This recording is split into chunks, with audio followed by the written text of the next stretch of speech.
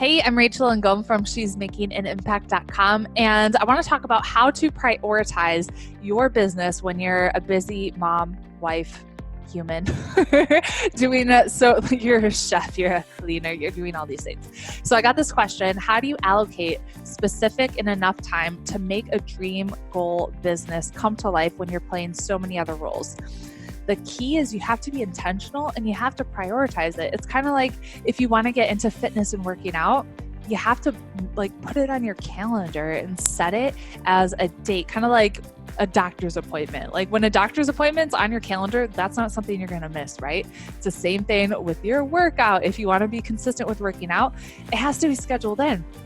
It's the same thing with your business. If you want your business to be a priority, you have to schedule it in. And so maybe you have it's hard when you have little kids, but maybe you have a 2-hour chunk during nap time, and that 2 hours is in your calendar and it's non-negotiable. Like, husband, this is my time. Let your family know that you are building a business. Let especially your spouse know why you're building your business. And so they know why it's important that you get that specific amount of time.